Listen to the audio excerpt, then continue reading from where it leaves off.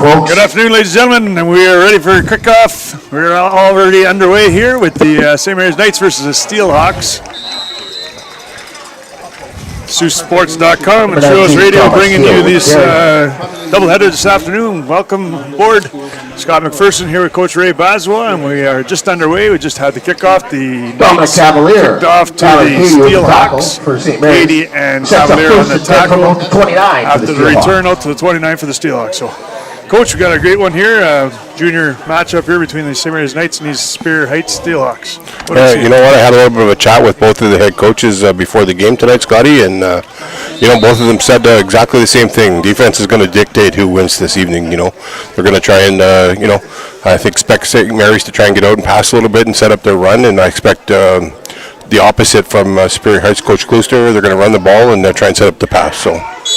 Excellent. We've got a nice day for football here. A little sprinkle in the air, but tough one up the middle. The forecast looks pretty clear for the most of the evening. And again, we're going to bring you the 4:45 junior tilt, and then at 7:30 we're going to join the senior ranks for the game between the Cora Colts and the Superior Heights Steelhawks. So glad you could join us here on Saultsports.com for another great afternoon and evening of football.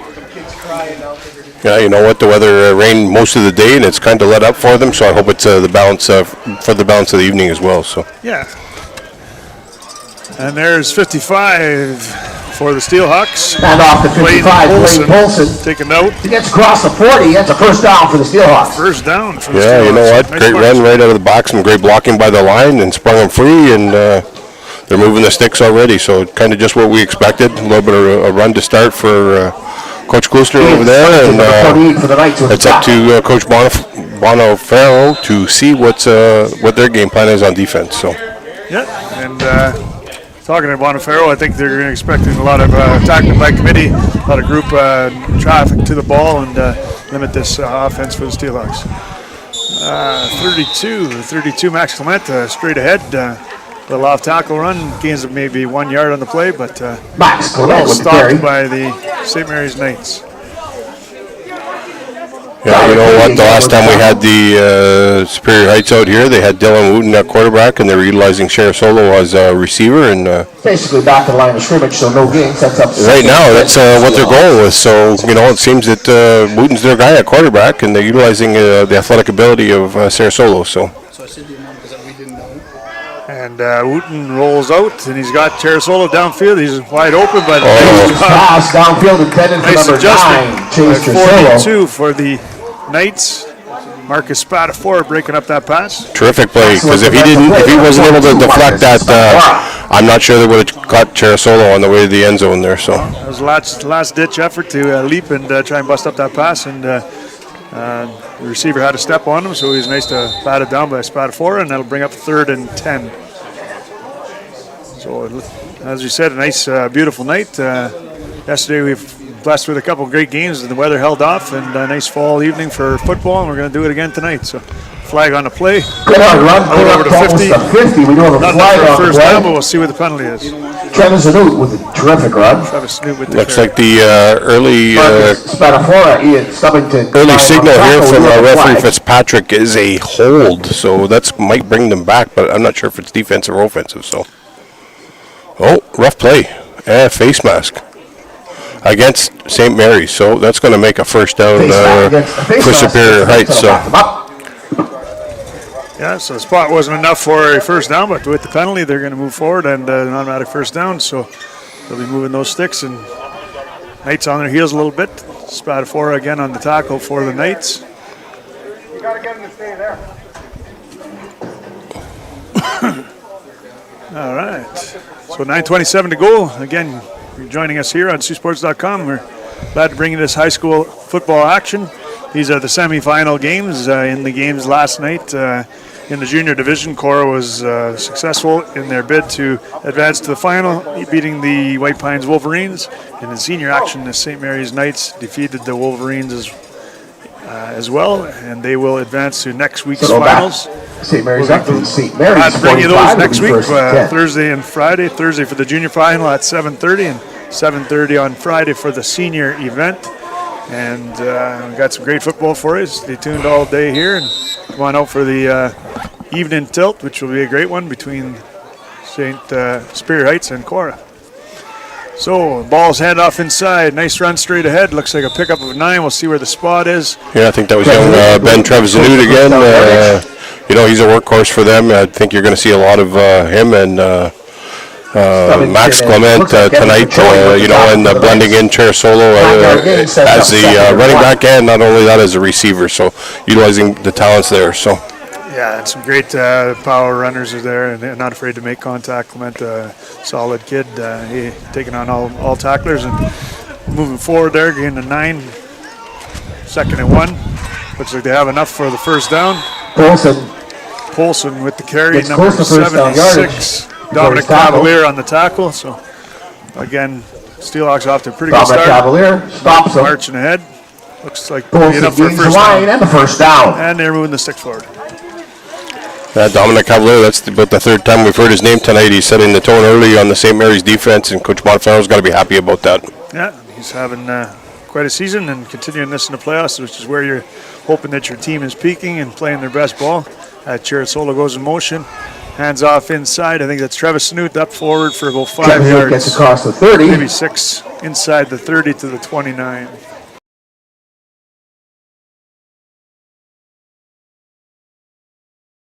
Sets up 2nd and 6. All right, Tate with the stop for the Knights, number 58. So 2nd and 5 on the play.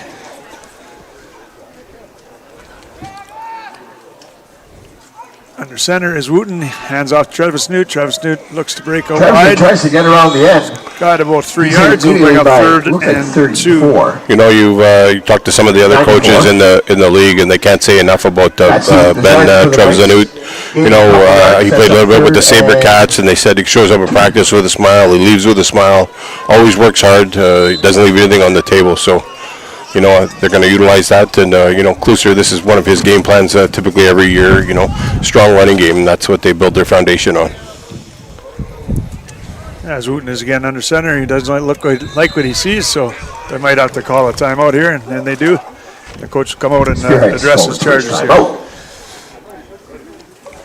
Must be tough being a junior coach. Put in all the work and hard, long hours to get these kids to where you need to be, and then they graduate, move on. Yeah, it's all part of the building process, right? I always said I would rather coach the 9 and 10 area than the seniors, because those kids all want to learn, and they haven't. They're still fresh. They played a little bit of Sioux Minor. Most of the kids that come up and they want to learn, and you can mold them and teach them the stuff. It's the basics, and I always love teaching the basics. When they get to the senior level, it's a little more intricate, and you got to utilize those football minds, like the coaches, Coach Annett, and in the senior division, and Coach Monaco, and those guys are really intricate, and they really dive into football. So this division for me is the most fun to coach. Yep. You got a captive audience. They're receptive to the teachings, and you can see the progress even from week 1, even late in the season.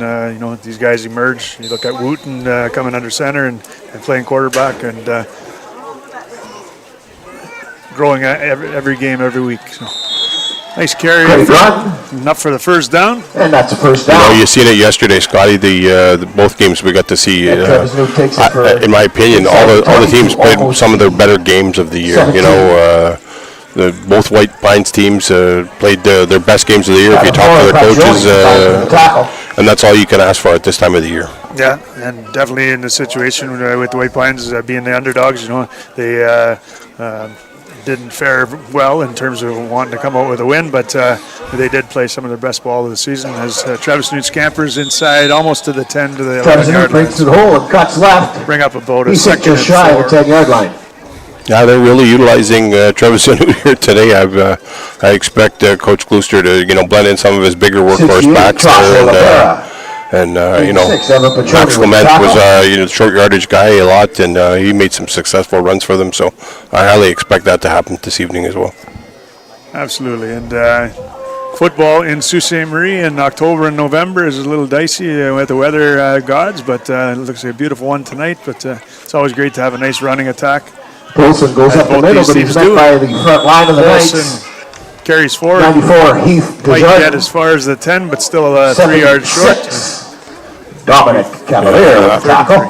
That's Dominic Cavalier again. That's the 5th one, and I mentioned it in another broadcast, but Grandpa Dom is up there right now, big cigar in his hand, a glass of wine, and he's enjoying every minute of this, big smile on his face. Absolutely. And Cavalier having himself a year, and one of those leaders with the defense for the St. Mary's Knights here. So Wooten hands off inside. There's Travis Newt again. Looks like to pick up maybe 2, close to the first down, but it'll be 4th and decision time for the coach for the Steelhawks. Well, I think you've marched it down this far, and I don't see them letting off the gas on this run game. And they're going to count, wouldn't be surprised to see them and it looks like 2 hand the ball off here again. from the 9-yard line. I think the least they've scored or gained on any of these carries is at least 2 yards, and that's all what they need right now. So good push from the big dogs up front here, and see if they can continue this march. Wooten does a sweep outside. Travis Newt's they're stringing him out.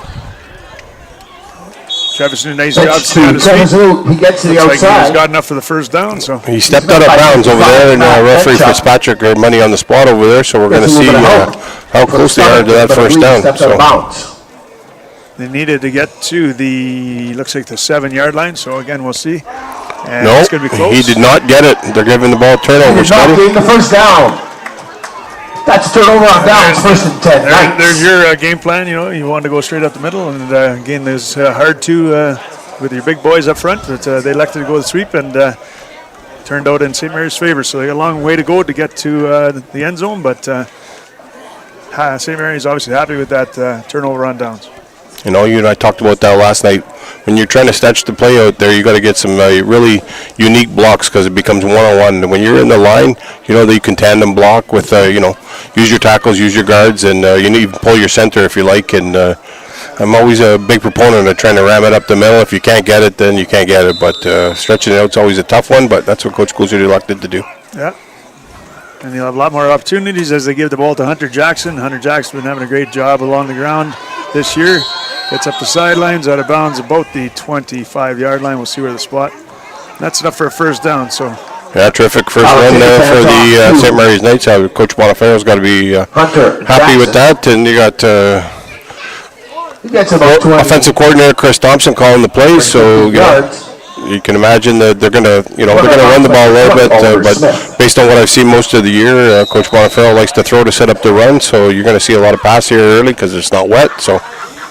And Alex Hayes has had himself a good couple of weeks closing out the season. Last game we saw him go to the air, as he does right now, to Boateng. That one's a little errant. Looked like Boateng might have lost his footing there, but falls incomplete, and that'll be 2nd and 10. Yeah, the throw was, he made that throw, trying to catch him on the run, and Boateng kind of slipped and fell a little bit. When you're on that turf, it does become a little slick if you're not got the right cleats in, so look for that earlier. Yeah. Passing on first down there, and like you said, they're going to set up the run with the pass, and I think Hayes had a split second or 2 to, hang on to that one and wait for Boateng to get down his route. But anyway, it falls incomplete and brings up 2nd and 10. Let's see what they've got in store here. 4:02 to go already. A quick first part of this first quarter. 2nd and 10 Knights from their own 22. 4 minutes left, and in shotgun formation, snaps out. Hayes is running for his life. He's going to have to throw it. Throws an errant and Max Clement usually shirt. It's nearly picked off. That was up for grabs, and it looked like the blue shirt was the only one in the vicinity. I think Alex Hayes was running for his life and just made an ill-advised spin move to ground it, but it looked like he panicked a little bit on that one, Scotty, and I could see Coach Thompson over there, just a little bit of smoke coming out of his ears. There was no receiver inside. He was throwing to the lineman, so unfortunately he was under duress, and it worked out in their favor that Max Clement wasn't able to pick that off and run it in. Well, I think Clement was more surprised the ball was right there in his hands, and he just unable to bring it in. Let's see if we can get away without a hold here. He's looking for a block. That's it. J.D. Didier Perot. 29. J.J. Perot Didier. So goes for 18 yards and a first down.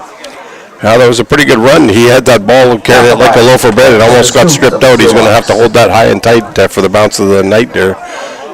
potentially they could get stripped and they'll be going the other way in a hurry. And especially if the rain comes or the ball gets wet with First this and 10 Knights from their own 39. damp field here. It might be some turnovers, but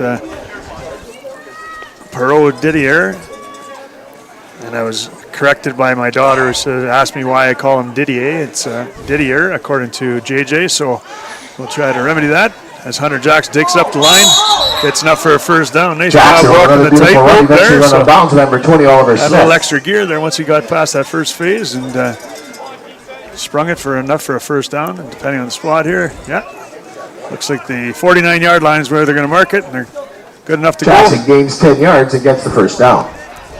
Super impressed by Jackson already, the couple runs that he's made. Yeah, you know, as soon as he got that corner, you're right, he turned another gear there, and we're going to see if he can keep that up right now. So, yeah. First and 10 from the 49. Hands off inside, and that's JJ again. Pro Didier out for a gain of about 6. Pro Didier. Bring up second. Another carry gets across the 3 or 4. 55. yeah, good hard run there. Territory. Coach Bonferro over there roaming the sidelines in his patented shorts and flip-flops, always got him on right though it snows. Sometimes even when it snows. So we talked about concussions yesterday, so he's had his fair share. he must have had, or either that or he's a teenager and thinks that that's cool. But anyway, gives me the chills just watching him. But doing a great job over there with the Knights and looking for a win to advance to the final next Thursday. Alex Hayes under center does the sweep, pitch outside.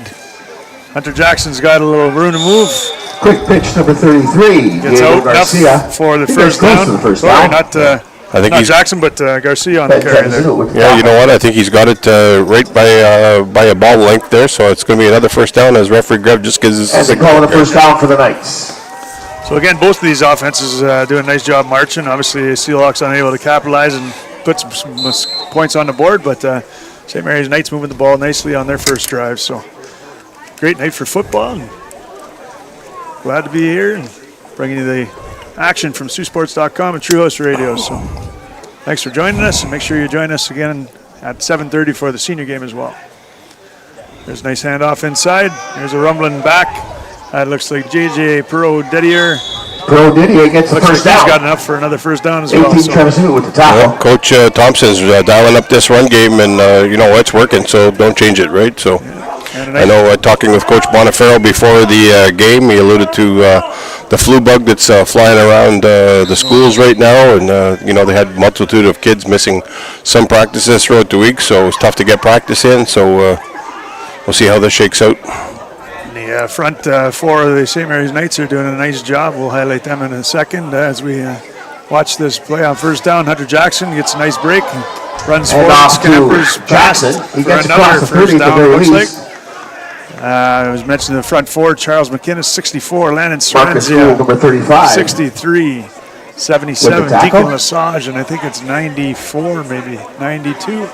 Hey, we'll get the last man on the front four. So it'll probably be the last play of the first quarter. You know, when running games are going, it eats up the clock in a hurry as long as there's no penalties. So we're already going to be right through the first quarter already. Yeah. So Noah Lalonde also 98 on the move for the Knights. Flags come out almost immediately. Flags out. That looks like it'd be offside. Let's see which side it's against. Yeah, it's definitely St. Mary's false start. It is so. That means they'll repeat second down, and it'll be. So that's procedure against St. Mary's. That'll back them up 5 yards. Still second down. So a quick quarter, as you mentioned, keeping the ball on the ground, taking the seconds off the clock. So a quick start to this one, and only the second drive, but still no points on the board as they're going to reset the clock to 12 minutes, please. And Hayes is in the shotgun, hands off to Jackson. Jackson's able to bust around. He's trying to beat the corner. Gets around 45.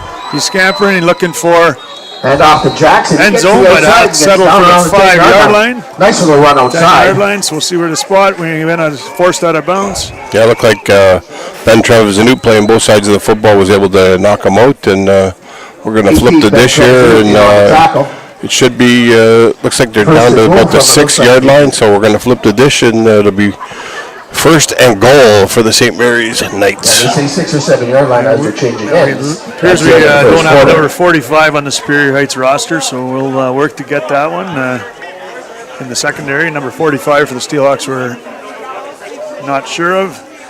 We'll see if we can remedy that for the second quarter here. Always hated that, being on a long drive and you're all gassed and you have to go the length of the field just to reload, and especially as these linemen, that's a long travel for those guys, right? But a nice quarter of football so far. No points to be had, but some great plays already, back and forth. We'll be home before lunch. Yeah, only to have the senior game drag on and on and on. So don't jinx us over here, Scotty. I won't. Nothing. No more said. All right. So Giordano out wide and left for the St. Mary's Knights as they take the ball from the 6th. Shotgun and hand it off to J.J. Perot Didier. Looks like he'll make it all the way down to the 1. But no touchdown. No touchdown on the play, but St. Mary's continuing the march. They're using a lot of different backs here. We've seen a few of them in the St. Mary's Knights backfield. Well, it's always good when you got a plethora of backs in the backfield to keep utilizing them. So Marcus Gould, Oliver Smith with the tackle. And 45 was Kenyon Williamson that we were looking for, and now we got that on the roster docket here. So St. Mary's Knights pushing, but the same Superior Heights Steelhawks pushing back even harder and dropping them back. They probably marked the forward progress on Didier Perot.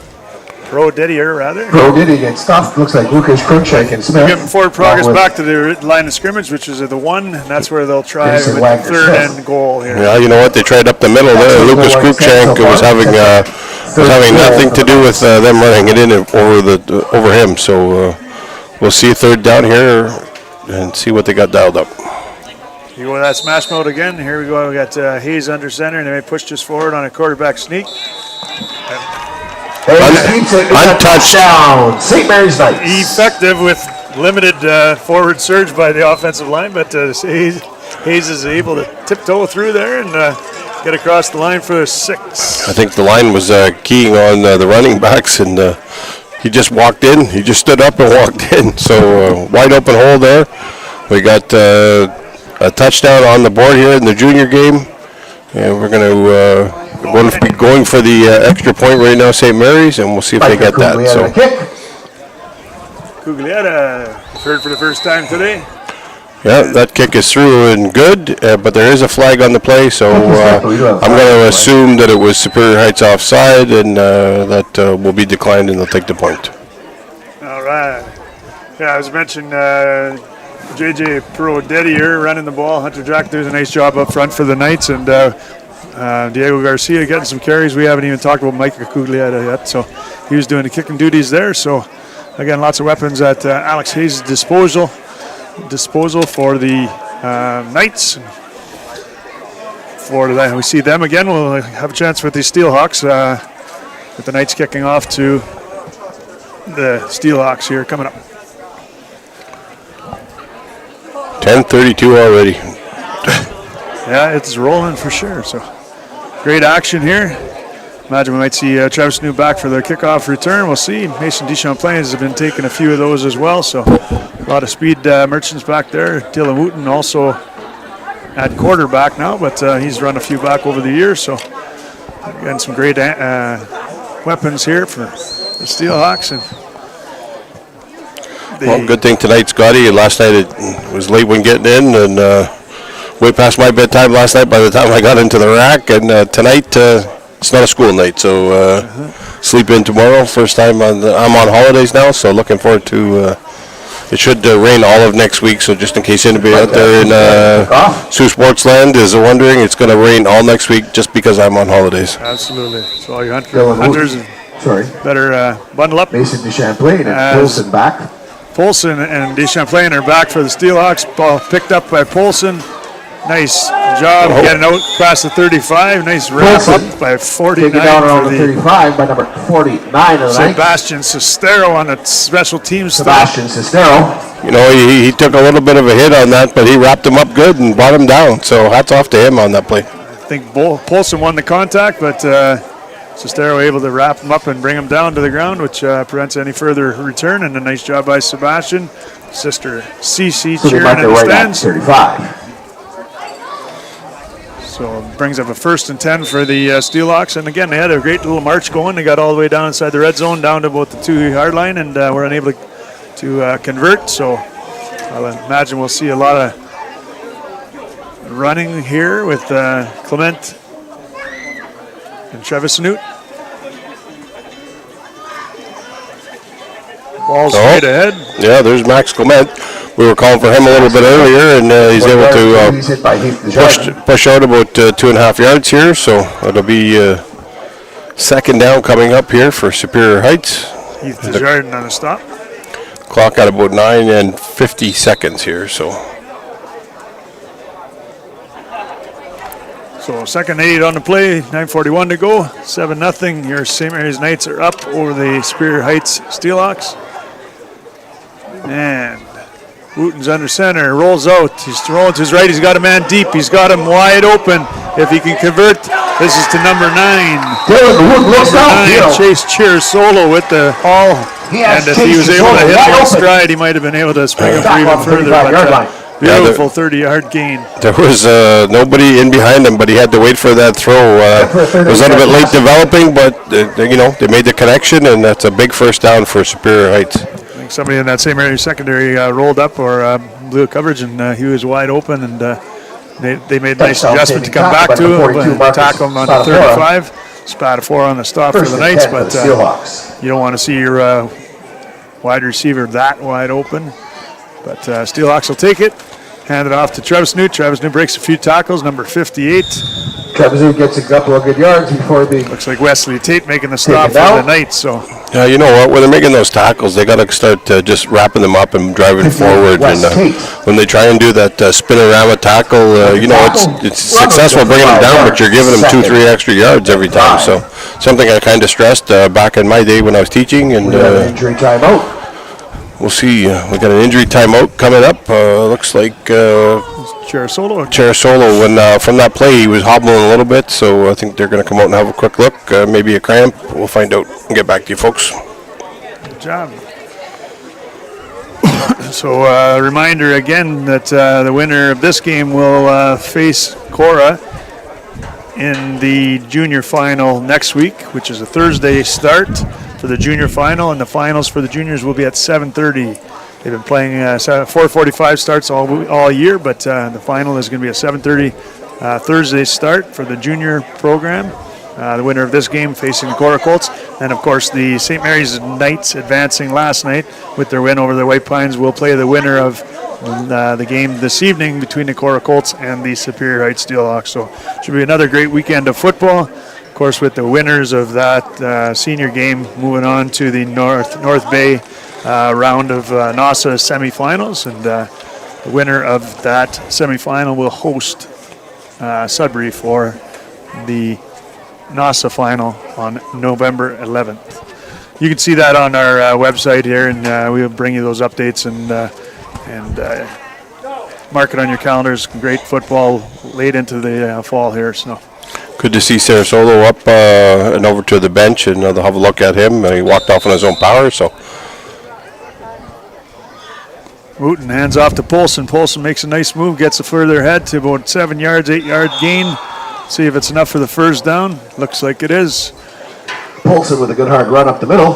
And Polson, another guy that was playing defense earlier in the season, and made a nice move to the offense and was running the ball well for the Steelhawks.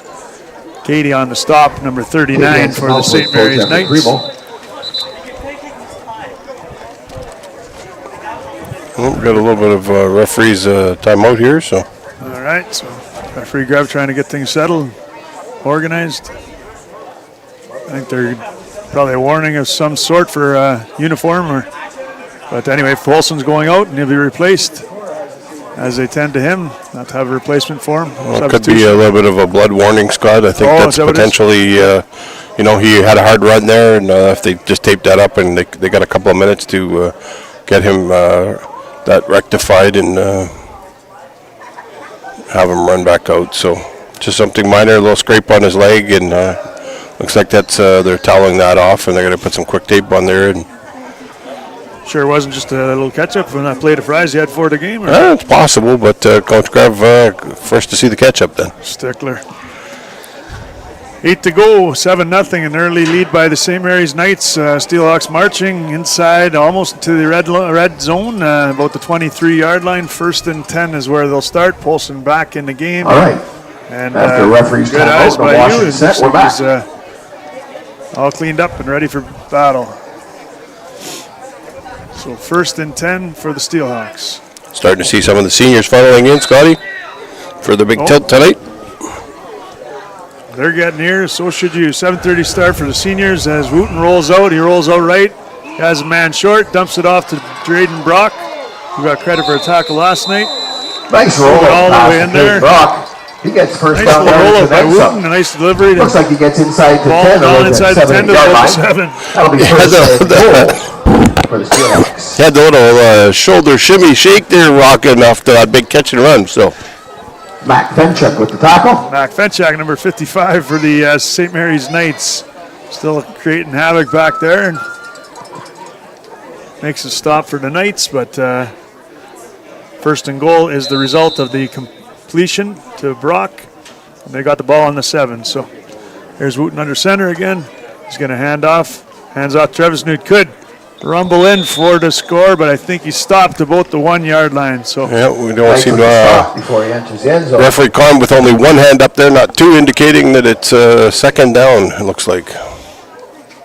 2nd and goal from the 1. I think it's a matter of inches here, so I imagine that on 2nd down, they have a quick straight ahead run. Looks like Polson's in the backfield, maybe him or Clement. And they're in for the touchdown. I didn't see the ball carrier, but in for 6 and looking for the extra point to tie this game at 7. So was Clement giving the ball there, or was that a keeper for the quarterback? He gave it away so quick, I couldn't see who had it. There was a little, a jam up of players down there on the goal line, and didn't get to see. He handed the ball off so quick. Back to the referee, I didn't see who gave it to him. Anyway, it's a nice, efficient march down the field by the Superior Heights Steelhawks. Taking some valuable time off the clock. Has been one of the faster halves. We're already down to 7 minutes left. As Wooten rolls out again, he's looking for a receiver, but he elects to keep it, and he scampers in around the corner. Goes for 2. Crosses the end zone for an extra 2 points. 2 points, going up 8-7. 8-7, Superior Heights. Travis Newt was the one running the touchdown in, so number 18 continues his fine play, able to get the 6, and then his quarterback Wooten able to convert on the second, or the 2-point conversion rather. So Steelhawks take the lead, 8-7. Some great football so far in his junior ranks. Yeah, you know what? We were treated to a great junior final there yesterday. Cora Coates, forced their will on the White Pines team, and we're able to come out the victors. And tonight we're getting another battle. It's 8-7, 1-point game, 7 minutes to go in the first half. And you know what? I think both coaches, they're establishing the run, they're blending the pass, and playing stellar defense. And one-score game, and that's kind of what their conversation was that I had with them. That defense is going to dictate the outcome of this game. So. Yeah, and these are the two seeds versus the 3 seed, and earlier in the season, each of them played a game, and those were tight contests, 1-score games. 10 points, I think, was the max spread in the 2 games. So good parity in this matchup here, and you see that back and forth all day. So it might be coming down to who makes the fewest mistakes, or who scores the last touchdown, or scores the last point. So. Looks like who's back to receive. So Boateng usually back for St. Mary's Knights, and looks like Mika Cuglietta could be the second back there. Hard to see these numbers from a distance for these black jerseys for the St. Mary's Knights. Looking sharp, but it's hard to spot up in there in the booth. So That is Boateng with the bright shoes as Wooten Dylan gets Wooten ready to kickoff. kick. And any shenanigans today, and it's a long, deep kick picked up by Boateng, but it takes a nice bounce for the Steelhawks down to the 1. Boateng will have to ramble out. Able to get around the corner, makes a move, but nice job by Valenti Boateng the Steelhawks makes something defender out of to nothing. force him out of bounds It's and bring the past tackle 20, down. first and 10 St. Mary's. Low Like pass. it was Ben Trevizino on the tackle there. Actually tackling him. The kid does everything, right? Yeah, you know Defense, what? offense, special teams, so having himself a whale of a game so far. When you get to the playoffs, you got to utilize your top players, and if it requires them going both ways, then that's what you need to do to get that. If you get a big lead, then you can filter some of the other ones in, but getting the W is the most important point at this stage of the game. So.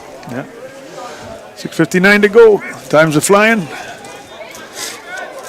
Expect to see Alex Hayes rolling out and throwing the ball here. They're deep in their zone, starting from about the 20. Under shotgun, there it goes. Flies it out to Boateng. He needs one block, and he's got it.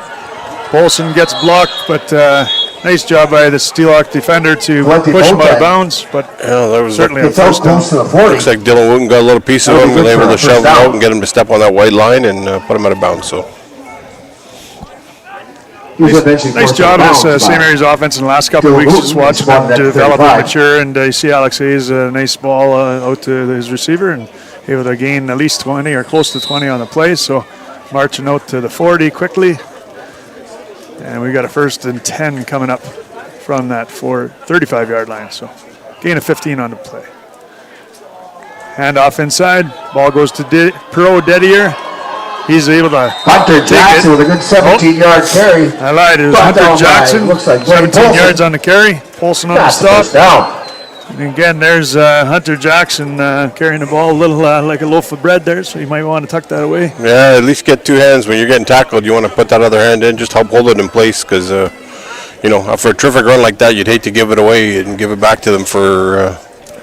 And a simple mistake like that might be the difference in the game, in a close game going down the stretch here. So Hunter Jackson, a great runner, he'll have to start protecting that ball. Let's hang on to it. A nice hitch pass here out to Giordano. Giordano's got some people converging, but able to pick up a few. 32. Max try for a Clement, screen 18. pass. Travis Snoot forcing him out. 85, Grayson Nice Giordano. completion to Grayson Giordano. Again, He's run out of bounds by Max Clement. pass right, pass left.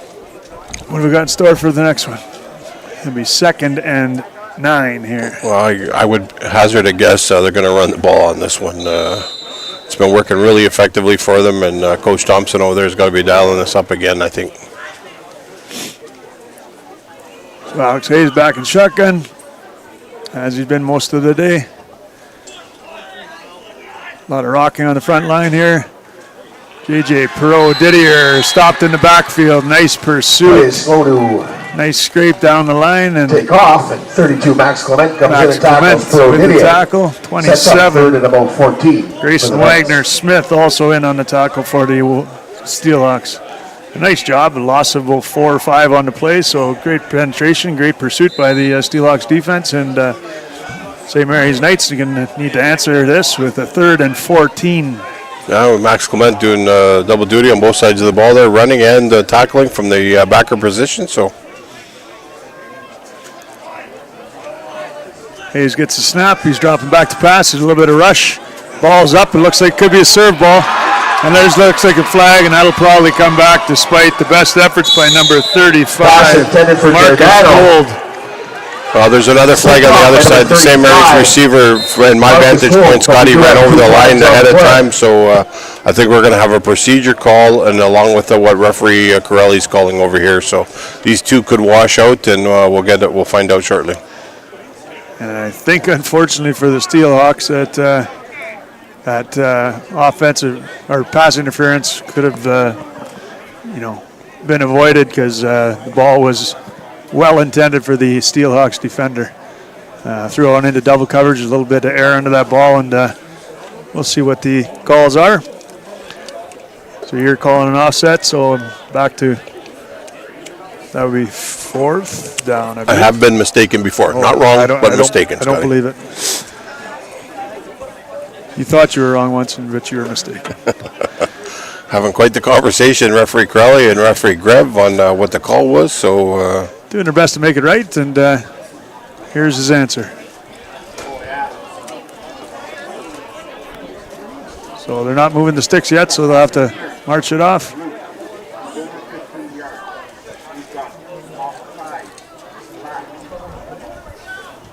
So we're waiting for the call. It looks like a 15-yarder. We've got an offside on the Knights. Pass interference. Pass on the interference against Steelhawks. Steelhawks. A 10-yard offside for the St. Mary's Knights. So the result is they're marching forward 5 from the spot of the original line of scrimmage. That'll bring up, would it be 4th now? this is not right. I don't know what's going on here. Oh, okay. So that's a net 10 yards after the penalties are applied. I thought he was going to Knights. keep going there, so it's net 10 yards, 15 and 5, Scotty. So net 10-yard advantage for. Oh, it's only a 5 for an offside. My Yeah. bad. Okay. I was thinking it was a 10, so yeah. 15 minus 5 is 10. 10-yard move forward. Is that 3rd down or 4th down, Coach? Because I think they had the pass right. They're replaying the. Replaying it down, sorry. Yeah. Referee Grev is on his way over to answer the questions for Coach Kluster and wanted to get an explanation as to what went on. So Perfect time to looks do it. like it'll be the net penalty that Kluster is getting an explanation for right now. So These officials do a nice job of getting it right and doing a job of explaining it to the audience and us up here in the booth. So once the explanation is given to the coaches, we'll be back in order. And 4:46 to go in the first half, a quick half. 8-7 is the lead for the Steelhawks. not to slight any of the referees, but the most consistent referee out here, referee Grev, he's always been the most fair. Not to say that the other ones aren't fair, but he's really on the ball for everything. Making the right calls and ironing them out and having great conversations. And he's great for explaining with the kids as well. For the So, Knights. not to slight referee Edwards, another great class referee here in the Sioux, but Grevy's always been one of my favorites. Good And pass up the middle. Intended for spent a lot of time with Rob growing up, and played on his touch football team as well. And we were friends at Lake Superior State, so we go back way back. Way back. Perfect. And nice ball on 3rd down. Alex Hayes delivered the ball to Giordano. Giordano's unable to squeeze it, so it falls incomplete. That'll bring up 4th and 4. And it looks like the Knights will be kicking. As Cuglietta steps in, dries off the ball. I've never seen anybody do that before and get away with it. That's a penalty. Once the referee sets the ball, you cannot go up and clean it off. But those punters, they want it just so, and Cuglietta is back as they rush on some more personnel. Try to load up. Might as well play with 12, right? Why wouldn't you? Back to receive. Cuglietta gets the snap and a nice boot in the air, high into the sky. Coming down about the 35, caught by 35. Marcus Gould. And he gets about 5 yards before being brought down by with the punt return.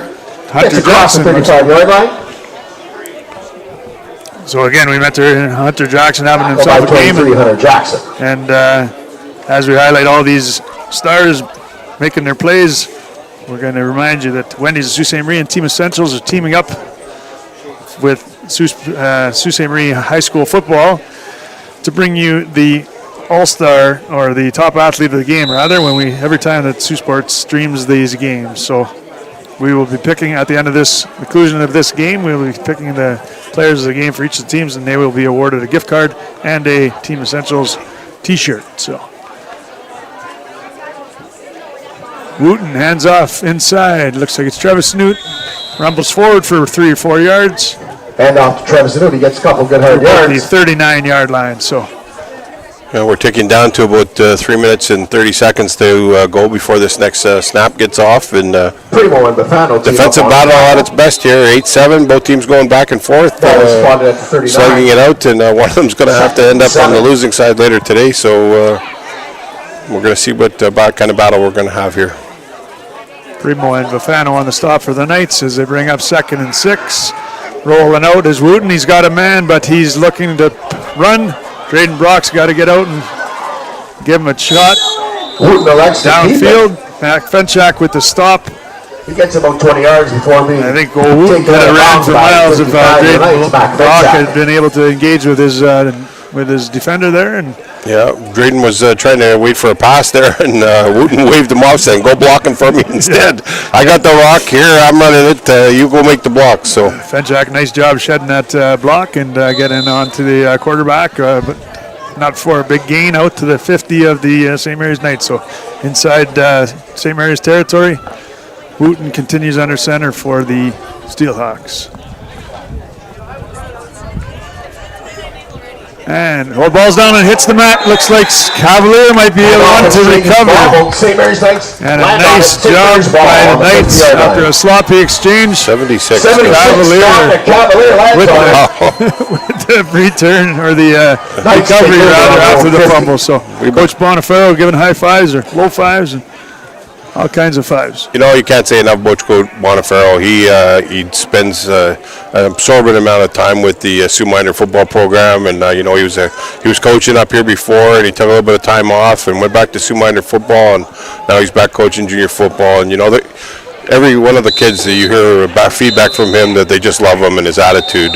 You know, it's a lot of time he puts in, and hats off to him. That's the 3-minute warning. And that's a coach that's always smiling, and it becomes contagious. The kids love the game and love to play for him, and that's what you want as a coach. Guys going happy to see you at the field and playing for you. So looks like St. Mary's ball from their 50, so they got a long way to go with 2:53 to go in this first half. There's a toss outside to Hunter Jackson. A little bit of a broken play, but Hunter Jackson makes the best of it and pushed out of bounds. Oh, he missed him. Number 2 went for the big block, and Hunter Jackson scampers all the way the distance into the end zone. Another 6 points. Right to the house for a touchdown for the Knights. 13-8 your score. I got to tell you, Scotty, Coach Thompson was pretty excited over there. He happens to be one of my cousins, and I don't think I've ever seen him move that fast ever, not even when he played. He was sprinting down the sideline. He was pretty excited to see that play call work and get St. Mary's that touchdown. So a great play call. Chris, your boys made it into the end zone, and we got a one-score lead here, sorry. And it looks like they're probably, they're going for the single point, up 5. Analytics say you go for 2 and try to make it a 7-point game, but looking for the extra. Cugliatta's got it up, and it's good. Kick is good. And that'll make it 14-8 for St. Mary's.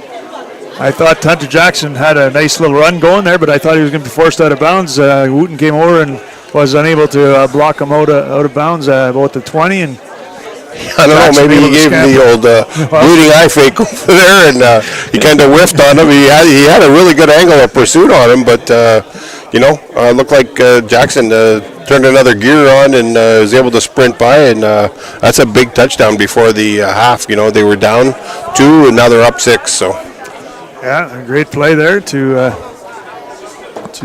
get on the board late in this first half. It's been a great first half, but 2:41, an eternity for the Steelhawks, especially the way they've been marching the ball. They haven't thrown a lot as Wooten, but they do have some threats down there and downfield, so see if maybe Clement gets a toss out of the backfield. Well, we're about just shy of an hour into the first half here, and time is flying by. So sure is when you're having fun. So Steelhawks back to receive. Looks like Paulson's deep.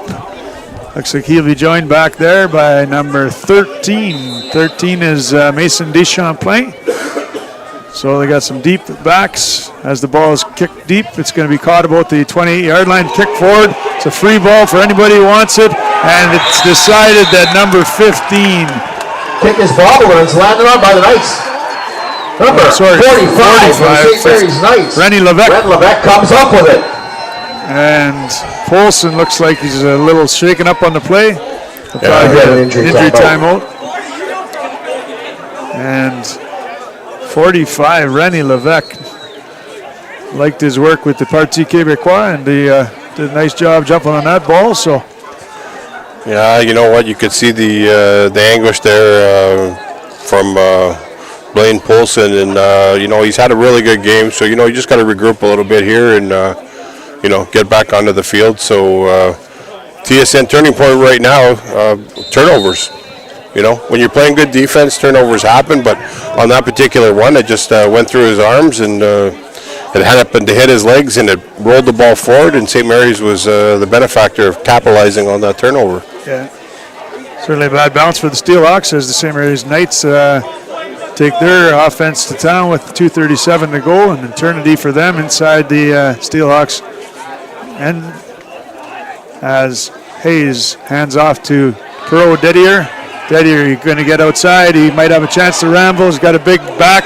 As Wood comes across, does a low tackle. Good run. Looks a little worse for wear, but nice job by 29 scampering down. Looks to get close to the 20. You don't want your quarterback doing duty like that. No, when you got he's looking to go down. Yeah, you know what? He didn't want to take that big back on, and it's a smart tackle, but you got to make sure that you're utilizing your shoulder with your pads, and it was a big load for him to take on, and not the biggest fella, plays with a lot of character, a lot of heart, and he's just down a little bit. I think you should see him pop up here very shortly. Yeah, might have got the wind knocked out of him, and I saw JJ Perot Didier at the basketball game the other night. He's a pretty solid kid for a junior, and he's got some load behind him, and he delivered the goods there. And nice carry for the first down inside the 25 to the 24, which is where the Knights will look to squeeze a little more out of this first half. 2:29 to go. Thanks for joining us on Saultsports.com. A reminder that at 7:30 tonight, the seniors will take the field, where you'll see the Cora Colts versus the Superior Heights Steelhawks. So some great football action. Glad you could join us if you're watching us on the couch or here in the stands.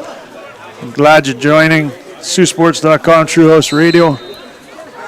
Referee Gev signals us back in play here. Alex Hayes takes the snap, delivers it out to Perot Didier, and he rumbles forward and looks for some heavy yardage. Gets almost out to the first down marker. We got a flag in the backfield here, though, Scotty. So usually in the vicinity of a hold, referee Gev throwing that one. You don't see those too often. So with the tackle. So that might come back for the Knights, but a nice rumble again by number 29. Yeah, scampering forward. Chase McIntyre. Referee Grev's asking for the blue captain, so definitely 100% they hold against St. Mary. So that's going to back them up 10. Chase McIntyre with the stop for the Steelhawks. We haven't seen Sarasolo earlier since he went off, Scotty, so I'm not sure if he's going to be able to, if he's been back yet. We'll have to watch out for him. And, Wooten was at quarterback, and he went off injured, so hopefully the both of them can make it back here and keep this game. They're two high-quality athletes for Superior Heights, and they're going to want to have them back playing. So first down, so it'll be first and 20. As we wait for them to spot the ball to get the play underway, I noticed that the number 21 for the Steelhawks, Dax Billingsley, standout on defense, looks to be over in civvies, so I don't know if he's got the flu or got an injury, but he's not playing today, and they'll obviously miss that his impact. So first and 20. Yeah, you got some of the schools that are implementing that if you don't make enough practices, you don't get to play. So I know we had that when I was coaching at Cora, and could be the same thing here as well. Oh, a little under fire as Hayes just unloads it, and little underhand Chevy go by. And I don't know, that pretty much was close to intentional grounding as I've seen. He had no receiver he was throwing the ball to. Yeah. He just kind of chucked it over his head. I think it took a two-hop. There it is. Yeah, there it is. It took a two-hop to his one of his linemen, but late flag comes out. Running for his life, chased by about 4 or 5 blue jerseys and under wraps, and just unloaded it underhand, but that's not going to fly. Oh, no, that's not. He called that on... so that'll be objectionable conduct against the Steelhawks. Which kind of conduct?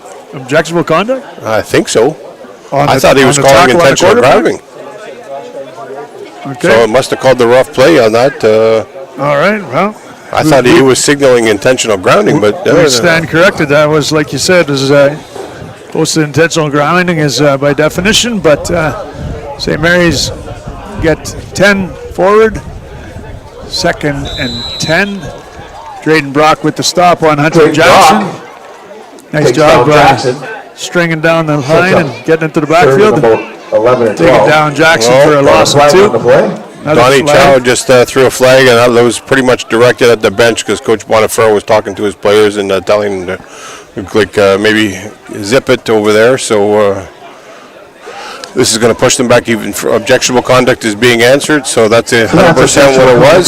So that'll back them up. After a almost first half of hardly any penalties, we're seeing them come out in multiple succession here, Scott. So I guess I did jinx you. The clock was running, lots of run game, and seconds ticking off the clock, and now it's kind of ground to a halt here with 2:01 to go. So,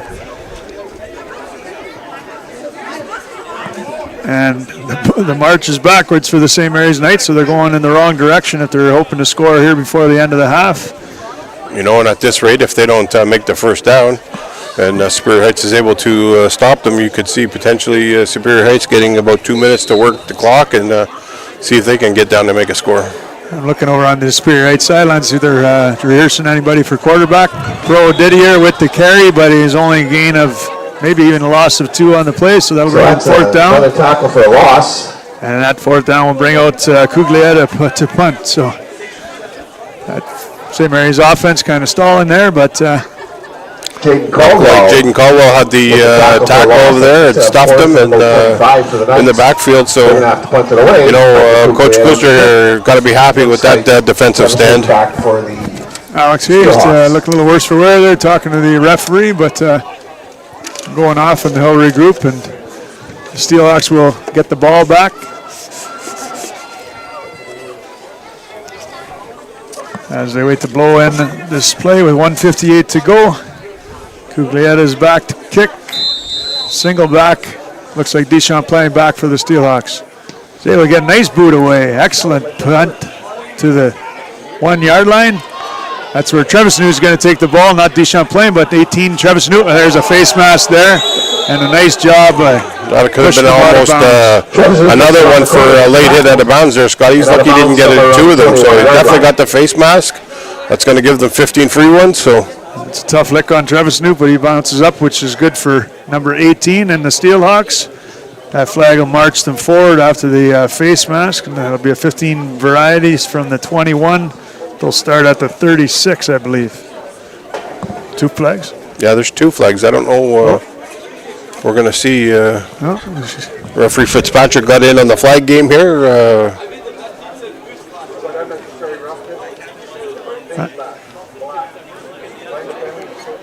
All right, so they just have the 1 penalty, and obviously they'll accept that, tacking on to the end of the return by Travis Newt, and 36-yard line. Not a bad place to start. Long way to go. 144. But roughness against the Knights, so with a face masking call. Let's on the see what the tackle. Steelhawks can do. See if they could tie up this game going into the half. Well, you know what? I just seen young Dylan Wooten come out.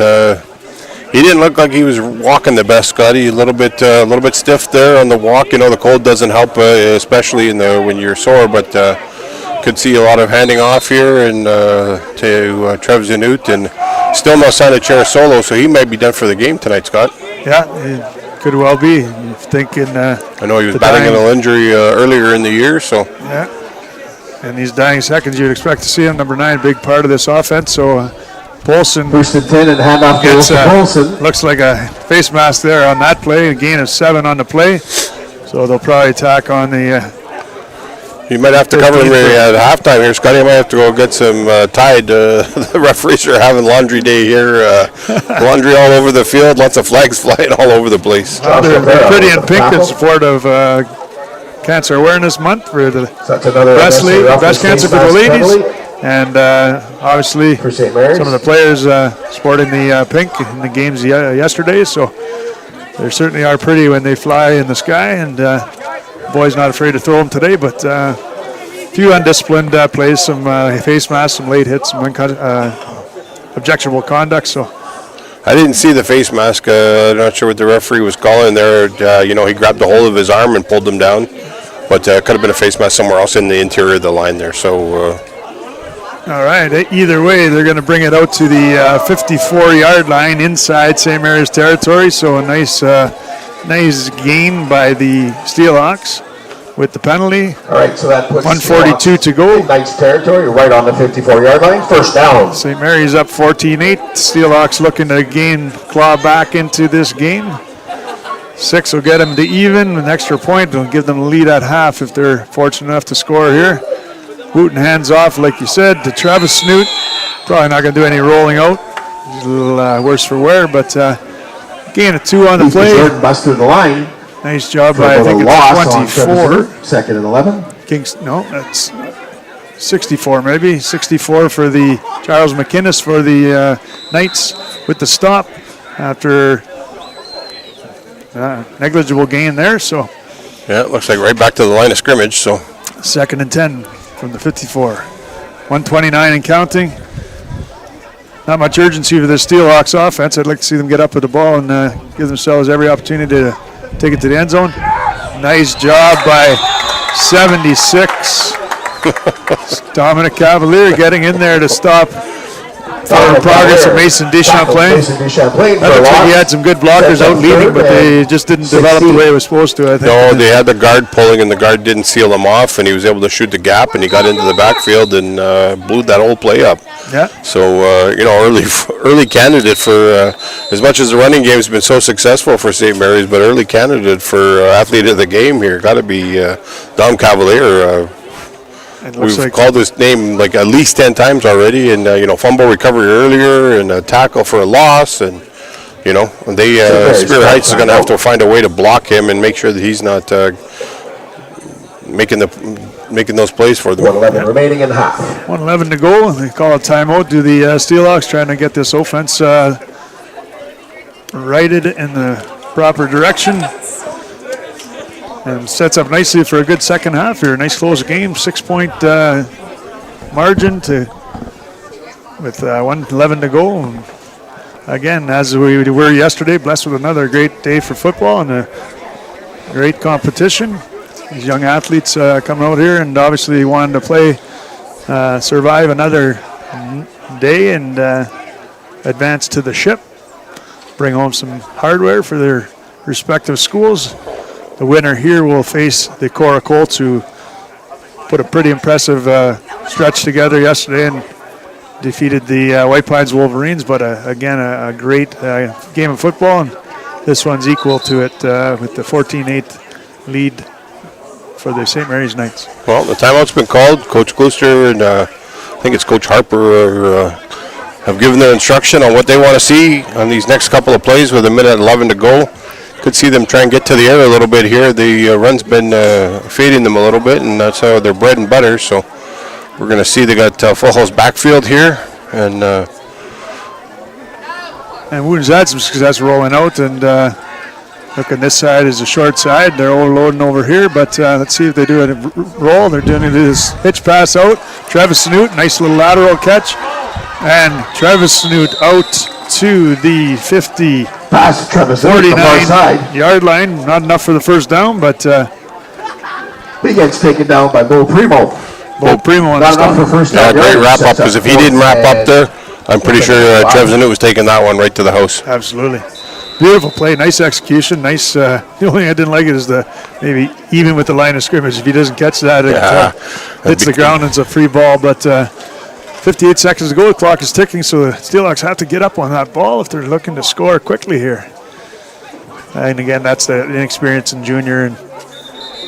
And again, another St. Mary's is called a timeout. St. Mary's is called a timeout. So well, they were running people on and off the field. I'm not sure that they had the right amount on there. So Coach Bonifero wisely electing to take the timeout, and I'm sure he's telling his kids down in distance right now. It's 4th down. Just keep it in front of you, and but Coach Gluster is going to tell them the opposite. We want to get that first down and keep the ball moving here.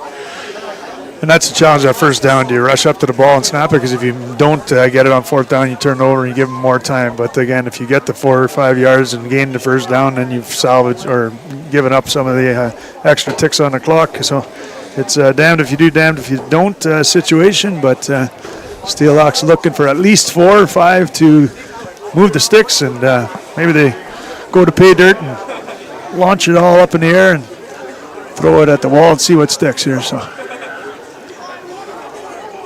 I think they have enough time to just get the first down, reset the downs, and then keep on marching. But who knows? Maybe we're going long here. Looks like a lot of conversation out with his wide receivers. Trick play, that's going to be difficult and hard. That's a lateral, Scotty. That is a lateral. That's a free ball, and there's a flag, however. And Ben Travisnute is down, grabbing his shoulder. So as he jumps up to his feet, nice to see, but looks a little worse for wear there. So. Okay, so. And.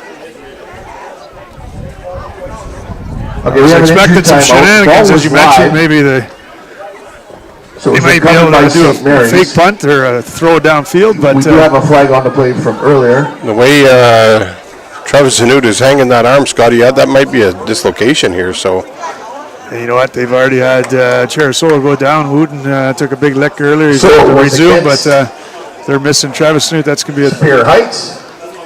a tough pill to swallow, as this penalty is against the Superior Heights Steelhawks. So St. Mary's will get the ball in pretty good position with 40.5. First and 10, St. Mary's. And I mentioned on that play before, they did that swing pass, and it would look like it was close to a lateral. This one over here, he obviously put the ball on the ground, so it didn't matter as a fumble, but I might have to jump on the phone here, Scotty. You're using those telekinesis things, telling us what's going to happen, predicting the future, and is there a draw a tonight? clairvoyance. 619? If you got the numbers, let's go pick them. A quick pick, and we can retire. As Travis Newt goes off, and he looks pretty ginger over there, so well, they're be better for the second half. Injury bug seems to be getting Superior Heights here, so yeah. St. Mary's got about 40 seconds to go. They're going to run another player on for Superior to take Travis Zanute's ball. Looks like who's running on here? Griffin Del Parte on to replace Travis Zanute. You got to fight for your right, Del Parte. All right, looks like Alex Hayes is going to throw, and he completes to Boateng. Boateng has a chance to get outside. He could make it to the house. He needs one block, a nice plant. That's a block in the back, Scotty. That's going to come back. He did get a touchdown, but we do have a flag on the play. So Boateng scampers in for the touchdown, but according to the coach, a block in the back will bring it back. It will be post first down, so it'd be interesting to see where if this is a spot foul, Scott. I think it potentially could be. So I want to see the replay on that one. Now that was a nice scamper by Boateng, though, to get loose and be free down the line. And when you see the numbers and you're pushing from behind, it's going to get called all the time. So all right.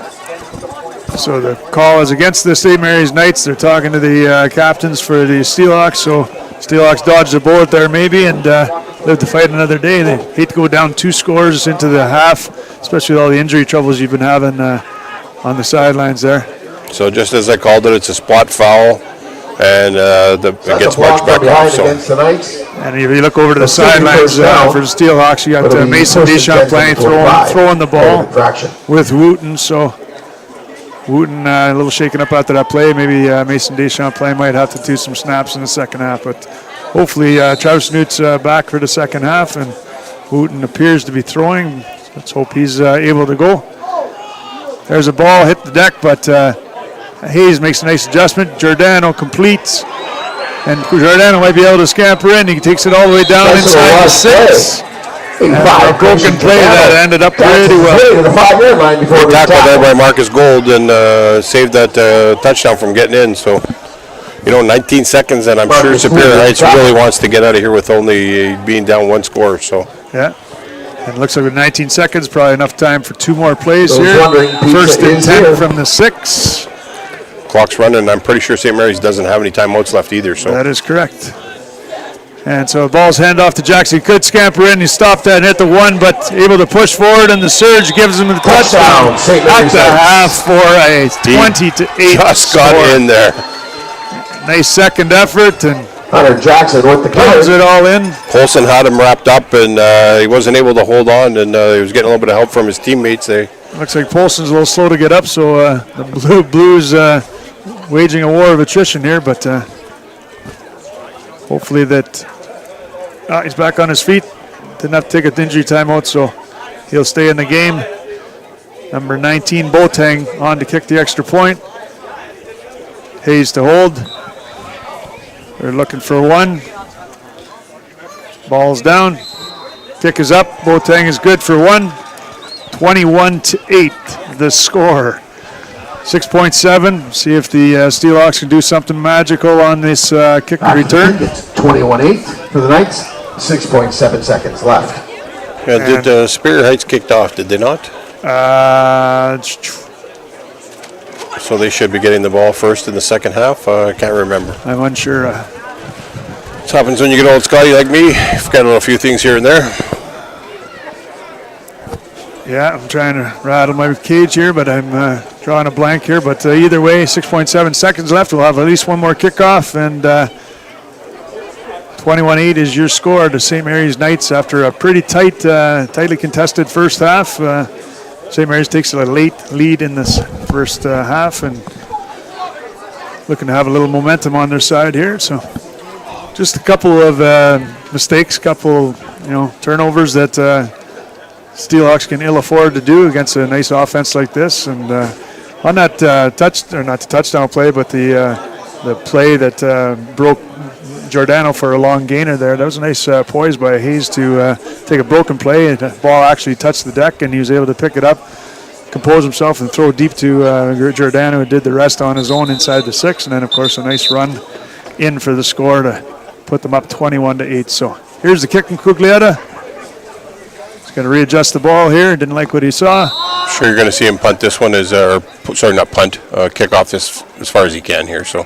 And a nice kick. St. Mary's just looking to cover and get in. Oh, ball's live after touch by 13, Deschamplain.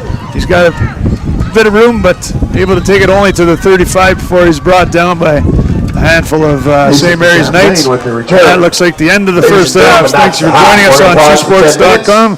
We're going to take a 10-minute break for the halftime show. We'll be back in 10. We'll see you then. 21-8. St. Mary's over the Superior Heights Steelhawks.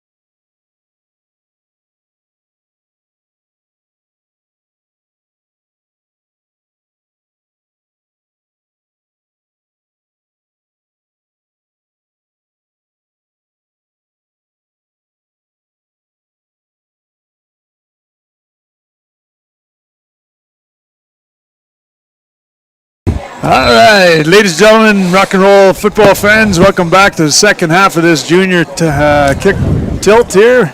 We got Wooten kicking off to start the second half.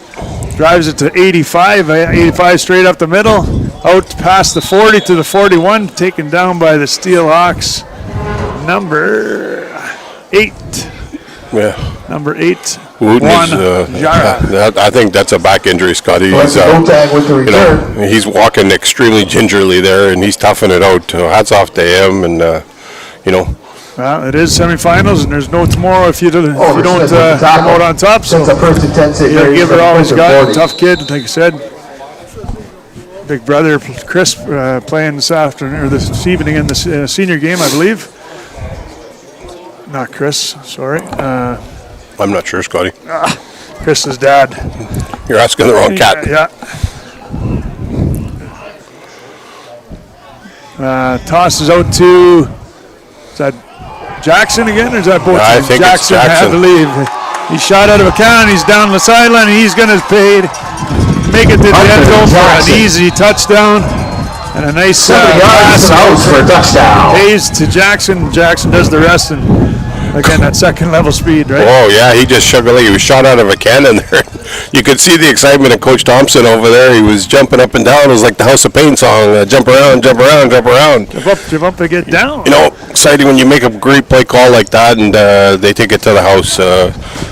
Definitely the way Coach Bonifero wanted to start the second half, and definitely not the way Coach Klooster wanted to start this. So they're having a big group chat over there right now on momentum swings, and this is a pretty significant lead right now.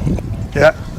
If they get this extra, it'll be a 20-point lead, and that's exactly what you want in a second half of a football game.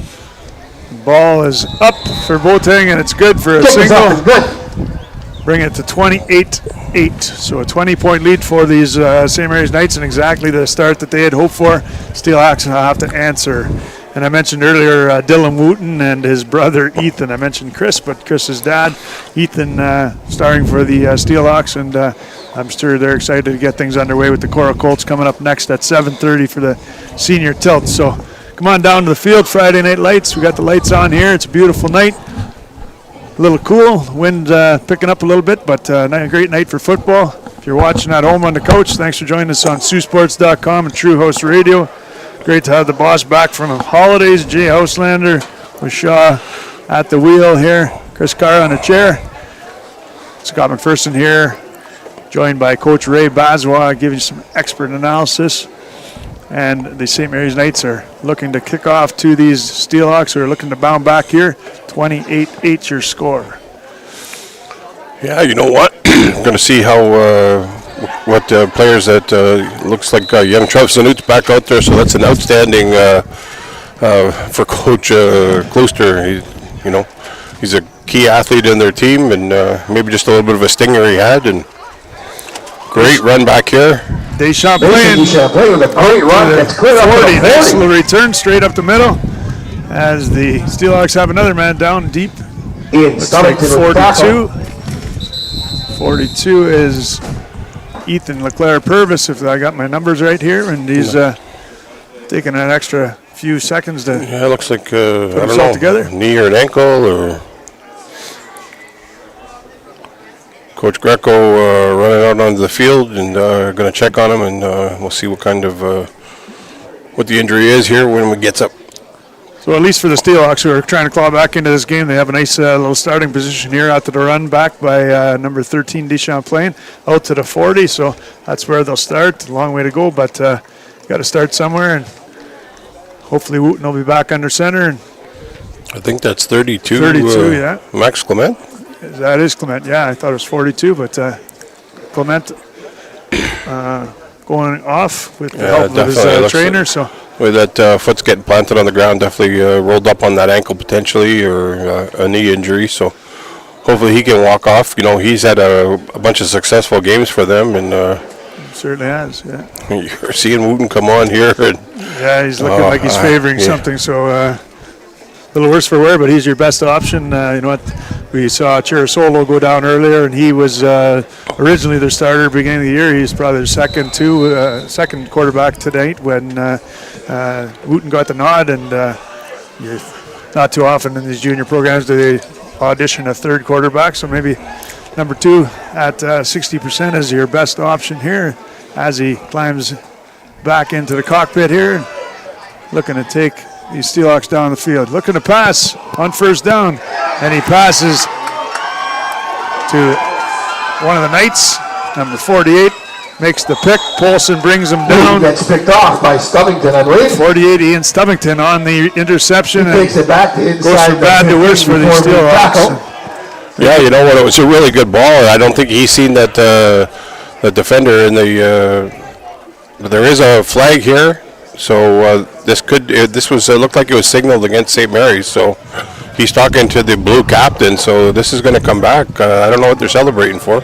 Yeah, it looks like they're bringing the offense out, but as you mentioned, it might be a penalty against them. So might have to reset. Might be after the interception, but it'd still be off St. Mary's offense. I'm not sure. We'll wait and see. I didn't see the flag or the penalty, so we'll have to wait and see and listen for referee Grev to tell us. Well, Wooten's going off, so this could be a post-interception penalty. Yeah. So it looks like St. Mary's will keep the ball, and this is going to go back 10 yards. So. And again, as I said, the hill getting steeper for the Steelhawks as the interception brings the ball back into Steelhawks territory and deep. So Hayes will look to direct traffic again and lead his St. Mary's ball. We have Knights a block in the back from the 43-yard line. So they will march off. Block in the back was the call on the infraction, but after the interception, is St. Mary's Knights the ball. So the Steelhawks. Yeah, nothing to take away from the St. Mary's team. They came prepared to play tonight, and they look really good. They're having a strong performance, but injuries definitely taking a toll on the Superior Heights team. A lot of players having to play a little different roles here, and some kids gutting it out, and unfortunate at this time of year, but it is what it is, right, Scott? Yeah, it is a contact sport and a violent sport, and sometimes these injuries creep up. I've never seen this many injuries to key players, though. Chirasolo going down, Wooten getting hurt, a couple others. Max Clement just walking off minutes ago, so that's got to be detrimental to any team as the toss goes out to Perot Didier. Yeah, and Griffin departed to make the tackle there in the backfield and get a loss. And a loss of 3-4 on the play, so that'll bring up second and it's tackled for a 13. And that play has been used a couple times, and they've always been able to get the toss, but it looks a little forced there. 3-yard loss sets up 2nd and 13 for the Knights. Hence the 3-yard loss on that one. Like I said, 2nd and 13 coming up. Ball's handoff inside to Perot Didier. He goes outside and rumbles forward. Perot Didier gets some nice hard yards. 45-yard line. About 10 yards on the carry, but it'll still be short 3 to 4 yards. So. You know what?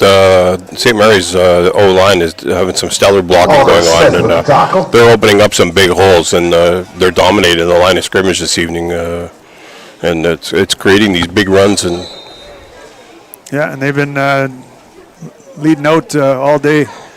Nathan Grantzik, number 89, the one that I couldn't find earlier, on the front 5 for the offensive line for the Knights. So Hayes under center this time. Hands off. Can't see the ball carrier, but he crosses the 435 to about the 34, but it'll still be short. And it looks like that'll bring up 4th down. So decision time for the coaches, 4th and 2 coming up. Well, you know what? I know Coach Bonifant pretty well, and he's not holding the reins back on Coach Thompson here. It looks like they're going for it, so they need 2 in a bit here, and I think the way their offensive front has been pushing, you get behind and mush the sleigh and move the ball forward. All you need is 2 yards here. Superior Heights got to send a little pressure here too. So yeah, lots in the box. Blitz coming, but nobody picking up Hunter Jackson as he bounces it outside, and he could go for another one. Hunter Jackson turns the corner. Second gear, makes it another touchdown. Hunter Jackson with 8:39 to go. And that'll bring 34-8 to your score. Cuglietta will be on to kick the extra point.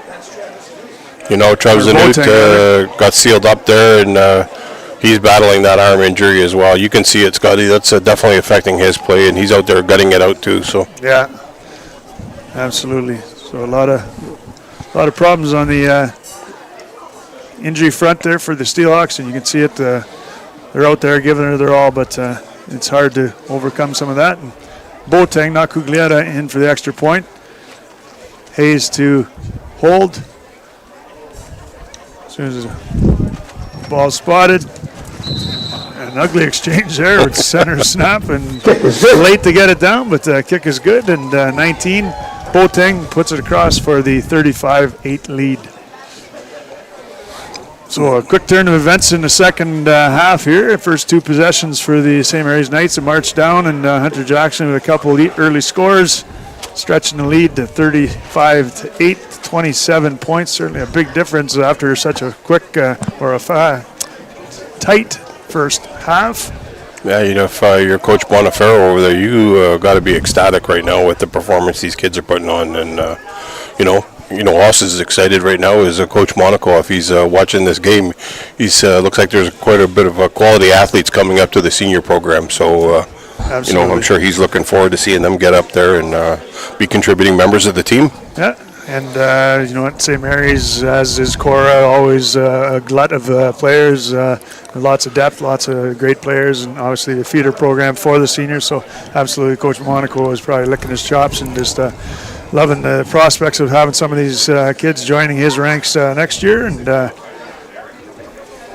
these Knights certainly looking formidable today, and barring absolute collapse, they'll probably go on to win this game and bring up a great final next week against a pretty stout Cora team in the junior ranks. So, well, if this St. Mary's team shows up next week, we're in for a dandy, that's for sure. Absolutely. And they get their own night on Thursday. They'll play the 7:30 under the lights. So obviously these young athletes will all be thrilled to play in front of a big crowd on Thursday night special. Although it's a school night, they'll probably miss class the next day. Ball takes a nice bounce, St. Mary's in favor. Polson's able to pick it up about the 8-yard line, being pursued nicely by Fenchak and others. Spadafora also in on the tackle. Polson After all said and done, ball gets out to the 12-yard line where nice swarm, and we have a Wooten will first come out and 10 again Steelhawks. to lead these Steelhawks. So Wooten still grinding, digging deep, and real warrior here. He's playing through a little something and walking a little gingerly. And so the Steelhawks will hope to stop the bleeding here with 8:32 to go. 35-8 your score in the third quarter. Superior Heights will have to get some early yards, maybe throw it up in the air. Brock's been open a few times. And yeah, this is the drive that's going to dictate a lot of the way the game is played, because if they turn this ball over to St. Mary's one more time without scoring, it's might be the proverbial nail in the coffin for tonight. Of course, one more score will bring the margin above 35, which will bring on straight time. And Steelhawks from their own 15. Looks like a referee timeout, or is that a timeout called by Superior Heights? Timeout, Superior Heights. So again, a tough timeout to take. Well, you got players subbing in and subbing out, and I'm not sure, what is the count here? 2, 4, 6, 8, 10, 12. They had extra players on there, so one extra, and they were forced to call the timeout on that one. So. Okay. So again, that's what happens when you have injuries and you got guys subbing in for people and they're not sure when to go. Offense becomes defense, becomes special teams. So a little bit of confusion there, but they got their dozen. It'd be nice to play with 13, though. Little Baker's dozen might be enough to stop this high-flying Knights rushing offense. And again, we got to remember to keep an eye out for these MVPs, the players of the game, sponsored by Team Essentials and Wendy's Sault Ste. Marie. So we'll be keeping an eye on those. We'll have some honorable mentions for you, and there are a lot of them on both sides of the ball. So we will bring that to you at the end of the game. And reminding everybody that 7:30 is the start of the senior tilt between the Superior Heights Steelhawks and the Cora.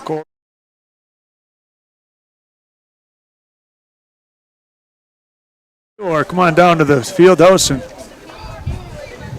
Steelhawks march it out to the 20. Looks like Travis Newt on the carry there. And again, he's working through something here because gets up a little gingerly, but about the 20 after nice 5 gain of yards. about 5 yards there, so bring up 2nd and 5.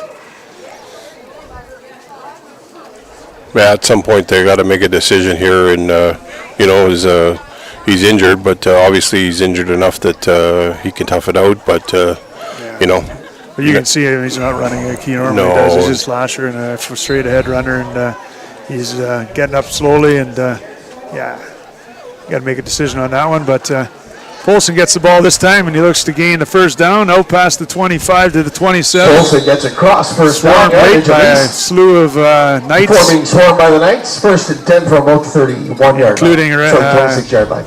Tyler Cady on the stop. Heath Desjardins for the Knights with the tackle. Heath Desjardins also in on the tackle, number 41 as well. Gabe Bufano. Defense is having a pretty good game. Who is the defensive coordinator for the junior team, Scotty? I'm not even sure. I'm not positive myself, so maybe we get that information for you for the next game if this continues this way. Shout out to the defense coordinator who's doing a great job here. As Wooten hands off to Travis Newt again. Travis Newt hard forward to about 7 yards, to about the 34-yard line. Good for about 7 yards. And again, every time Travis Newt touches the ball,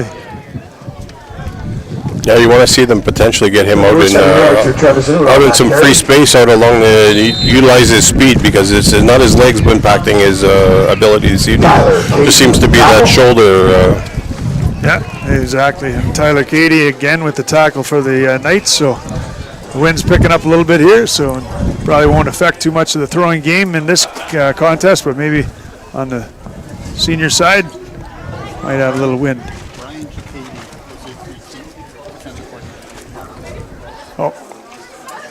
Max Polson on the carry, Scotty, and a great wrap up there by 25. Primo on the stop there, and lost a yard or so. We mentioned earlier Tyler Cady, his dad Brian, the defensive coordinator for the junior Knights. So there you go. Nice job, father and son working together on the defensive side of the ball here. Ryan Cady, a player for me back when we coached at St. Mary's, and an excellent ball player and a great kid. And obviously, I coached also with his dad Mark during his days at St. Mary's. So a long time Coach Cady there for sure back in the day. Yeah. Great guy, retired police officer, and great football player back in his day. Just ask him. I'll back him up another yard. So how does that make you feel, Scotty, if you're coaching one of the head coaches over there? So you're getting up into my age range here, buddy, dating yourself a little bit. Well, I was fortunate to go on Amazon the other day, and I got some fake ID for 25, so just got to get some dye black for my hair, and I'll head back to the Vic for a couple 75-cent pints, eh? I think they're probably a quarter back in the day. Right before the price went up at 7 o'clock, they were. Yeah, and Donnie Chaw's probably giggling as he continues to sit on that big pile of money. Anyway, 4th down here for the Steelhawks. Looks like somebody's back to punt. That looks like Drayden Brock back to do the punting duties. Couple deep Knights as the tough snap. Looks like hands to the face there, but no flag yet. And they take him down, and that'll be a turnover on downs. Having to corral the bad St. Mary's number 30, Cole Reve. Yeah, you know what? I think Brock had time to get that kickoff. He panicked a little bit and thought maybe he could run and get the first down, but they're turning it over, and I'm sure Coach Bonifaro's wants to drive another one and another nail in the coffin here and get on the board one more time. So unfortunately, we're not going to be at that 35-yard mark unless they take a touchdown and a 2-point conversion. So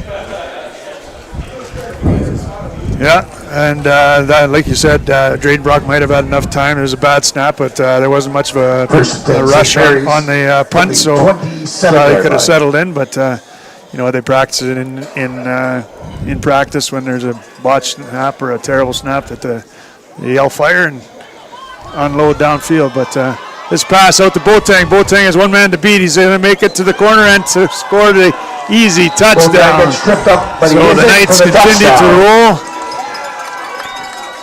Score is 41-8. That makes the difference 33 points. You go for this one for 2 and put the 35 so you can roll this home for Bonifaro. Got a player down here, Scotty, 87 for the Superior Heights Steelhawks. Looks like Drayden Brock down with a little bit of a hammy issue, or, never know, it could be a cramp. I've seen a lot of that yesterday, a lot of the kids getting cramps, so. Yeah. So again, the lead 33 points, so again, that St. Mary's offense just seeming to roll, and nobody has the answer on the Steelhawks sideline to stop the bleeding here. There was no expectation out there, either of these coaches, that this was going to be the score of the game at this point in the game. But, hats off to Coach Bonifaro. These kids are well prepared. They're playing a stellar game. And, Superior Heights was matching the intensity. And, injuries are definitely playing a factor here for them. Oh, absolutely. When you don't have your elite top 3 athletes performing at a high level altogether, it's, it's almost like mission impossible trying to get a W. And especially when those guys are playing 2 ways, especially when you got your quarterback, right, getting hurt on defense on the nice attempted stop on the big JJ Pro Didier. Wooten went down, took a big lick, and you never want your quarterback even playing defense, but necessity, put him in that spot, and unfortunately those injuries have been costly for the Steelhawks. But again, hats off to the Knights. They seem to be poised and ready for a final showdown against the Cora Colts. And that'll be a great game. This game, I'm sure if you asked anybody, it would have been a toss-up as to who was going to win it. And we talked about it earlier. It was 8-7 into the second quarter, and we're saying that punch, counter punch, and who was going to score the next point might be the one to win it. St. Mary's has run away a little bit with this one as they put up the extra point, bringing a 42-8 score. So 34 points, so we'll still be stopping the clock, but 19 minutes to go here. Steelhawks will have to bound back here and put some numbers on the board. Yeah, you know what? It's tough. They're putting up a fight. The kids aren't giving up, which is great to see. Lots of character here on the Superior Heights team, but definitely undermanned tonight, and it's really playing a role.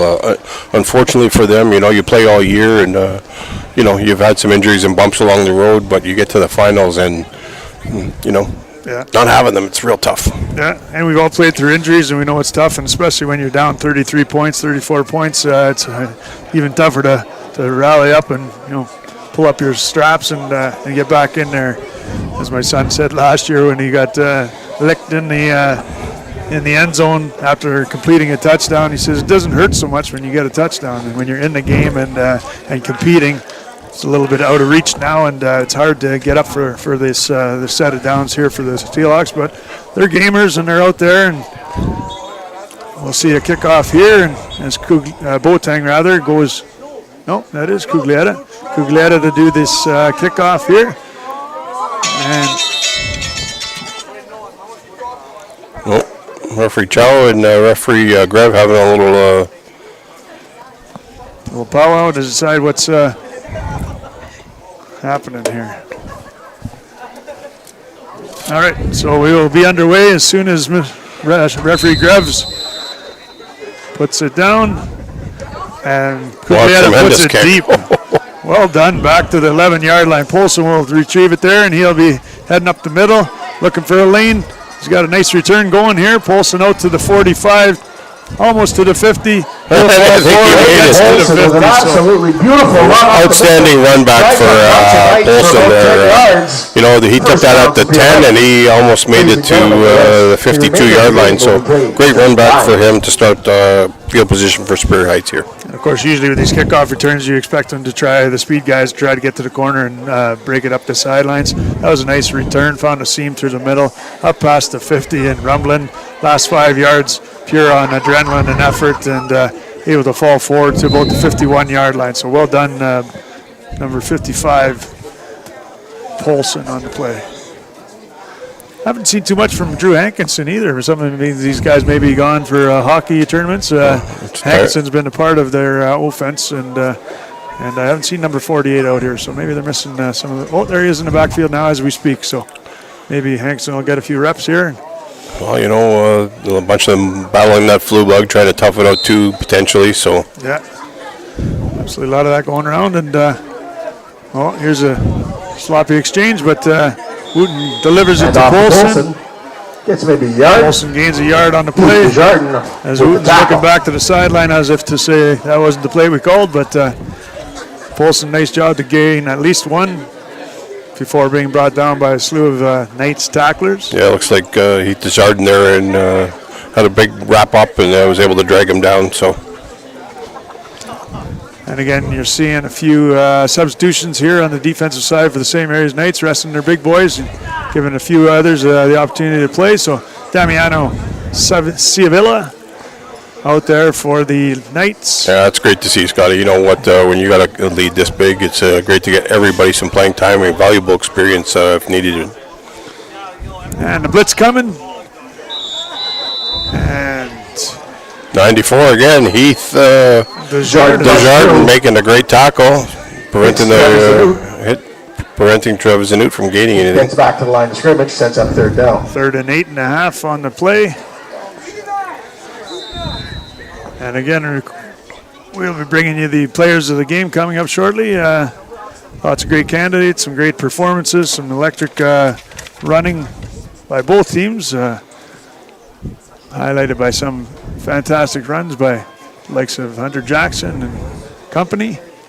But we will deliberate and come up with a couple of player of the game nominees here as Wooten drops back to pass. Under pressure, 94 with the pressure. Nice throw deep to 13. Just out through Deschamplain on the play. I don't think Deschamplain was expecting the ball that early, so if he had his head turned around, he might have had an opportunity to get that ball. So now it's 4th down, and Coach, I think it's Coach Harper over there, is giving Wooten a play call, and or maybe not. Oh, he's just going off. He's going off. They're just having a long chat over there. So I think the Drayden Brock is back to punt, and hopefully the snap is a better one this time. Looks like Travis Snoot is the gunner out back, so he'll probably declare himself eligible. And a nice kick there. Travis Snoot's hoping to cover, but the ball will be picked up by Boateng, and he'll scamper back. He might have a lane. He's cutting it back inside. There's a block in the back. It's coming back. And Boateng is taking it to the house, but the door is going to be locked. Yeah. They run into the touchdown, but there's a flag around the 50-yard line. Yeah, it was you see those numbers in the back, and you don't even have to make that block, right? And he would have ran right past him regardless. And that's the hard part, too. You get all excited. You know, you want to make the block for your guys, spring him for the big touchdown, but most of the time he probably would have got there. He had a head of steam, and he probably might have broken down that tackler anyway and sped past him. But either way, both things a little disappointed, but 42-8 lead at the end of the first quarter, or third quarter rather. Makes it that much more difficult for these Steelhawks to bounce back here. But a nice job by Boateng to break free, and obviously there's that second level speed that we talked about. Speaking of world-class speed, in that our senior game this afternoon, or this evening rather, might have a chance to see Mr. Gazzetti. I would imagine we're going to see a heavy dose of Gazzetti, and another Caleb Thibodeau's back, and a heavy dose of the running game, obviously. Yeah. You know, that wing T offense that St. Mary's that predicates that it's all, you know, there's a pass here and there, but it's all running. So it likes the old Marshall University veer there. They used to run the veer at Virginia Tech as well, and when you run it to perfection, you know, it pays dividends. So. Okie dokie. So we're on the fourth quarter, Scotty. Fourth quarter, we're closing in. 12 minutes to go. St. Mary's looking to close this one out, stay healthy. Steelhawks have a big mountain ahead of them, down 34. St. Mary's will have the ball at the 45-yard line. So a nice return by Boateng, negated by a block in the back. But Alex Hayes looking to march. And we'll see some seconds here. Nice hitch pass to the sideline. Number 85, Giordano, busts a tackle. Jason Giordano, he gets all the way down to the 45-yard line. Before a gain of about 30 yards, or 50, let's call it 20 yards. Yeah, you know what, I'd really like to see Coach Bonifero start rolling some of his backups in here. Yeah. You know, you're up 42 to 8, and you know, the injury bug bit Superior Heights in the first half, and it's the easiest thing can happen, and you know, it's critical these guys get some playing time, so a big proponent of that, and no different here tonight. Yeah, 26, Alexander Orzetti in there for the Knights as a receiver. So let's see if he can get the ball. They hand off, the carrier takes it, and it's 45, Ren Levesque making a nice run all the way inside the 10. Only prevented to touchdown by Oliver Smith. Oliver Smith made a great shoe-saving tackle there for sure. And Rennie Levesque with some he's tackled by number 20, Oliver wonderful Smith. speed there as he scampered down inside the red zone to the tandem boat. And that'll bring up first and goal maybe. Yeah, it looks like we're going to be inside the, definitely just inside the 10-yard line, or just at it, Scott. So first and 10. So they'll have to gain 10 to make 6, and Hayes still in the game. Yeah, they got Didier still in there too. Like I said last time, not a big fan of that kind of stuff. There's no need for them to be running them in the end zone at this point. And there's J.J. Perot Didier making it to the end zone for another score, and that'll bring it to 35 plus, and that'll run the straight clock for the last 10 minutes of the game as the extra point team comes on. And I think that'll be all we'll see of Perot Didier. And you can expect a single point here. Cuglietta will probably come on to attempt that as number 12 takes the field. Looks like Hayes will be doing the holding. yeah, and for you folks watching in from home, the 35-point spread, if one team is up 35, the clock's going to run straight time for the balance of the game, and we've got 9 minutes left, and it's going to keep rolling. Didn't see who was doing the snapping, but that long snapper, nice crisp snap back to Hayes. Hayes is able to put it down, and those are the little intangibles in the game that come next week with the St. Mary's Knights face these Colts. Are going to need all those little things just firing on all cylinders to ensure that you have a chance to lock it away and bring home the city championship. So it's going to be a great final next week on Thursday night, under the lights, 7:30. So gentlemen, St. Mary's versus in the car over by the shed, we'd ask that looks like get a it's shaping text to up. him. Please have him shut off his headlights. There he goes. Now you guys know how much power I have. Oh, here we go. Oh, Phil Bombaco's head getting a little bit big over there. He's talking to the crowd and showing them his master skills on having people shut lights off by asking. So You didn't need that to say please, too. They must know. They must have seen him patrolling them all. well, yeah, you know what? Phil Bart Mall Cop there, right there. Walk tall, carry a big stick. And that's my motto. Wrong guy. Soft-spoken, but quietly effective. Getting the job done here as the on-field announcer. We're up here in the booth doing the job here for Saultsports.com, True House Radio. Glad you could join us. Don't forget to come on back for our 7:30 start. These the Superior Heights versus the Cora Colts should be a great battle in senior action. As St. Mary's Knights Cuglietta, or is that both? Yeah, I think it's Cuglietta. Cuglietta doing the kicking duties, kicks it well into the end zone. Steelhawks will have to get on it and get out of the end zone. Looks like they're going to take and come out to the 25, I believe. Well, it looks like, Scotty, we got a slew of St. Mary's coaches up here getting ready to find their spot for the senior game. Maybe they'll give us the rest of the night off. At this point, they can, if they're going to be here, might as well put them to work. So, I hope they brought pizza. That's all. And, hot coffee, or you know, hey, anything will do. But or anything for medicinal purposes, right? Absolutely. And again, we were going to mention that next Thursday, again, the junior The final looks like it's shaping up to be the St. Mary's Knights versus the Coral Colts. Should be a great matchup. And again, the Friday night matchup will be the St. Mary's Knights, who won last night, facing the winner of tonight's game between the Superior Heights Steelhawks and the Colts. 7:30 on Thursday. Remember that we'd like to thank great high school football action right here in our corporate champions here on Superior Catholic District School Board, Northern Sports Excellence, freeze frame photos by Bob Davies, Wendy's of Sault Ste. Marie, Team Essentials, Maximus Rose, Elite 8 Basketball Academy, and True House Sports Radio. Here we got the Steelhawks kicking, or starting off from their own 25.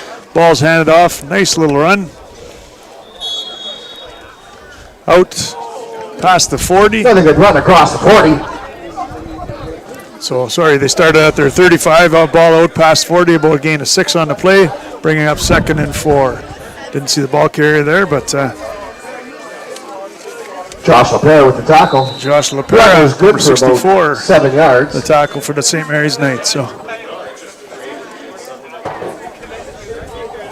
all right, so 2nd and 4 is the call for the Superior Heights Steelhawks. Wooten still battling it out there under center. He's going to hand off. Going to hand out to Polson again, it looks like. Yeah, Polson's going to run it around end. Might have enough for the first down. It'll depend on the spot. 45. They'll need to get to the 45 to move the sticks. And Polson will have himself a decent game here, and playing on both sides of the ball. First down, Steelhawks. First down is the Steelhawks. 100%. You know, he's been playing the whole game both ways, and I don't think Coach Kluster could ask for a better effort from that young fella tonight. Yeah. And you know what? Lots of battle still left. These guys are still battling, still pushing forward, gaining a first down, and looking to continue this. Maybe they'll put a few more points on the board if they're able to score here. As a handoff inside. There's a nice play by the defense for the St. Mary's Knights.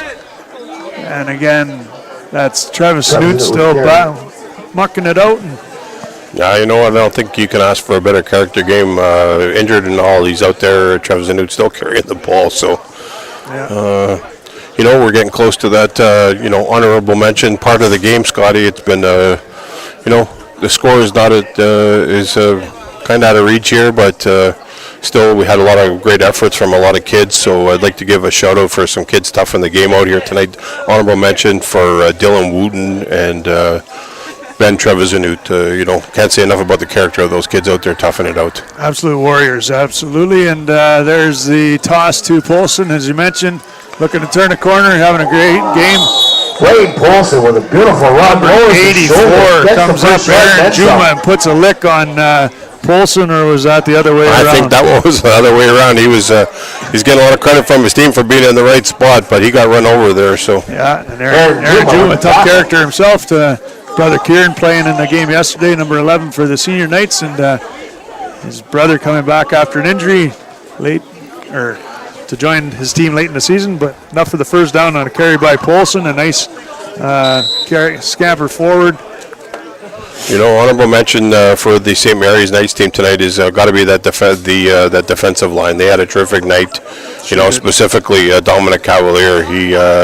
He really made a difference in the game at the early stages, and terrific line play by the whole entire St. Mary's team. So honorable mention, D-line for St. Mary's. So well done. There's that hitch pass or screen pass to the sidelines, flats. Travis Newt able to break free, and despite injury, playing hard. He's going to make it to the end zone. Let's go, Big 18. Could go all the way. Wow, and what a gutsy performance. A moral victory of nothing else. He was limping off most of these series, and able to catch a nice little pass, turn a whole lot of nothing into pay dirt, and nice 6 for the Big 18 there. Well done.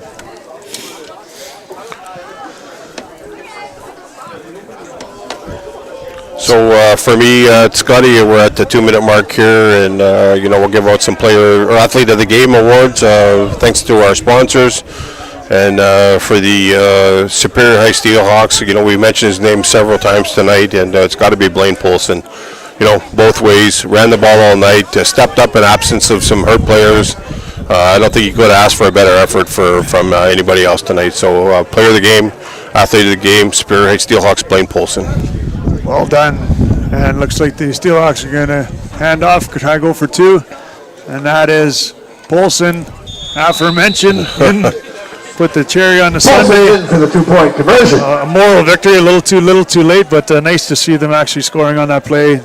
No quit in that game. Trev Snoot scampering in for a nice little touchdown, and Polson capping it off with an extra two, making it 50-16. Still a 34-point lead, but as you mentioned earlier on, it was a close game. A few injuries to the Steelhawks might have cost them keeping this a little closer, but hats off to the St. Mary's Knights. They did a nice job of executing their game plan today, and it looks like they'll move on with 1:12 to go to face the Cora Colts next week.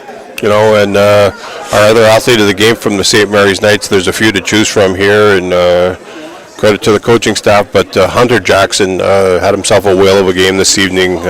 He scored a lot of long runs, and he had an extra gear tonight. Championship players show up in the critical times, and he just had a whale of a game, and you can't help but not giving him player of the game, right? So yeah, absolutely. So nice to see my man Cole Bailey, number 80, out. Hopefully Barry and Vicky watching from the stands. Yeah, Barry was down here earlier, and I seen Mr. Bailey and Mrs. Bailey out here watching the grandson play. So nice to see him getting a little bit of playing time. Yeah, got a great fan club, and Dad was a hell of a receiver in high school for White Pines, and played a little quarterback as well. So I think he actually wore number 1 today, if I'm not mistaken, right? Thought I couldn't tell you. I For was the White Pines Wolverines, you were busy chasing them? I was sitting in the stands watching mostly. All right, so the Steelhawks will kick off to the St. Mary's Knights, and mere formality now, 26 seconds left on the clock. Looks like Wooten will be doing the job of kicking. And Knights looking just to close this one out, and yeah, pretty much after the kick here, it'll just be a knee down, and that'll wrap the game up for us here. all right, so the kickoff is up, and it looks like and the clock's not moving. Levesque is going to take a knee, Ball is fielded. and They with the take clock knee. running, that'll be the last play of the game. They'll have to take a knee. Oh, they're going to wave it off and call it a game. Well, I haven't Nope. seen a referee wave the flag yet, but we're awful close to that point. So The offense is out. They'll try to just take a knee as the he's clock reaching. Is he runs reaching? out. Is he reaching? I think they've said uncle, the white flag. Nope, they're going to line up for one more play. So Alex Hayes will be under center to take that knee, and looks like the Superior Heights Steelhawks, That's the game. the team is on the field, so they're We declaring congratulate St. the Mary's winner. Knights. St. Mary's Knights have a score Head of for a date with the 50-16. Cora Colts next Great Thursday job by night. both of these teams. Hats We'd also off like to to both on a congratulate great the Superior season. Heights Steelhawks Good luck on to an the St. excellent Mary's season. Knights Look forward to as seeing they both face again the next Cora year. Colts in the final next Thursday at Ladies and gentlemen, 7:30. coming up, Cora. Saultsports.com, True Oath Radio. I'm Scott McPherson, joined by Coach Ray Baswa. Come back and join us for the 7:30 tilt between the Cora Colts and the Superior Heights Steelhawks in senior action.